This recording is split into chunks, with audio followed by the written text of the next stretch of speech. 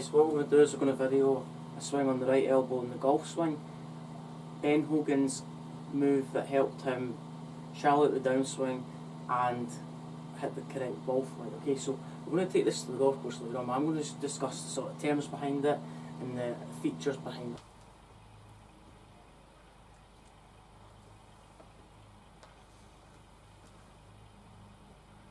Top of the backswing. The feeling is the right elbow should come towards your body, okay, the right elbow stays flexed, the right elbow moves in towards the body, okay. What that does is it gets the right elbow lower than the left elbow, and from there the club shaft dissects right forearm in this position, which we can create a little bit shallower approach into the golf ball. Too many golfers get to the top of the backswing, right elbow stays where it is, stuck behind. From there they pull on the handle, the left elbow gets lower than the right elbow, the right elbow is quite high. From there they can't shallow the club shaft, it could become too steep. But what we're going to do is we're going to take this to the golf course and try and induce this feeling within your game, okay? So get top of the backswing, from there right elbow moves in the way. As you can see, if the right elbow moves in the way, the hands, the club head goes backwards, the hands go out, the right elbow was fully flexed 90 degrees. So what happened from there is, what he tried to do was try to get his right elbow into his right hip on the downswing, okay?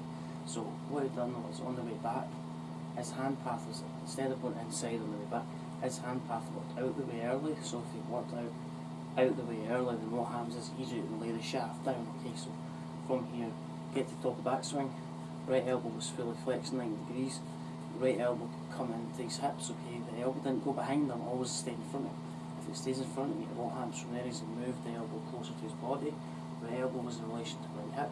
From there, the hands move forward, the club head moves out. From there, easy to shallow the club, so he went out the way on the way back, came back in, flexed the right elbow.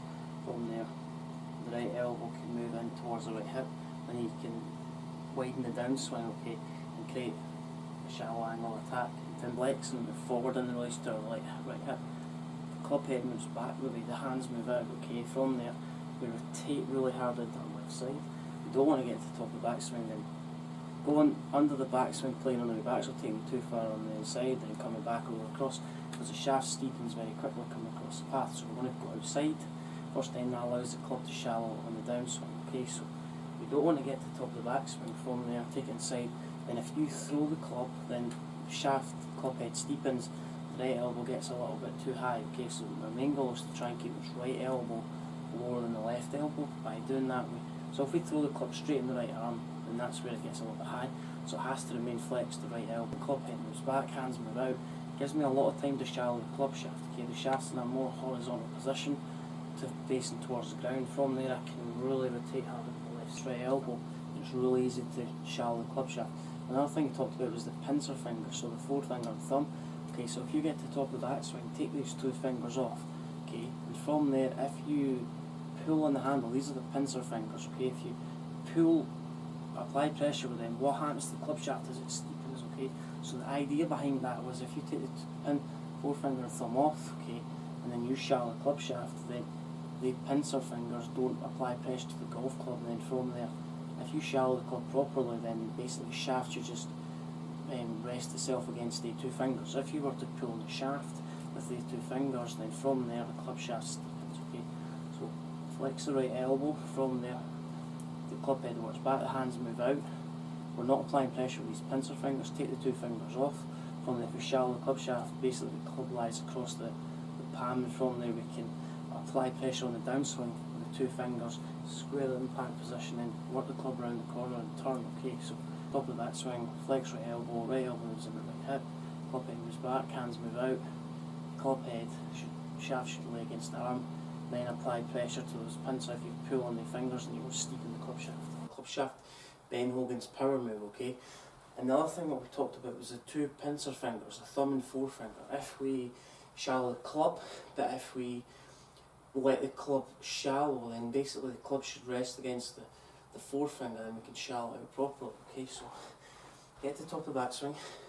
From there, let the right elbow come in the way, so the right elbow is fully flexed at 90 degrees, the right elbow moves in the way. From there, the left arm's in a better position. From there we can create a bit more wider swing arc on the downswing. Club should almost just rest back. Club head goes back the way because the right elbow's bent. the hands go forward, which shallows the club shaft. We're not pulling on it where the right elbow gets a little bit higher than the left elbow. The right elbow should always stay lower than the left elbow. Okay. From there, we create a better space between our hands and club head, and from there we're not pulling with the pressure point fingers, okay, or the forefinger and thumb. We're just letting that club relax and fall into the forefinger and thumb, okay.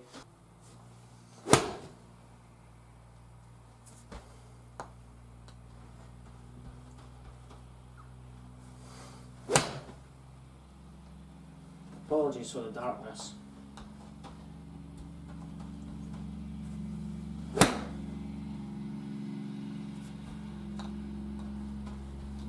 So we're letting the right elbow fall, okay? The right elbow has to get lower than the left elbow.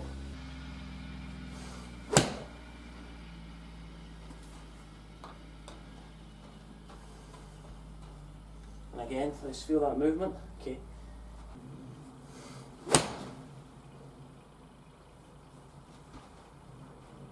So if you've got any thoughts on that video, make sure you subscribe to the channel, Jamie Allan Golf. If you'd like me to cover any other future videos, make sure you comment below, and make sure you like my Instagram page, Jamie Allan Golf, Twitter and Facebook. So if you like what you see about any other Ben Hogan movements in his swing, make sure you post your comments below and I'll do it for future videos. Thank you.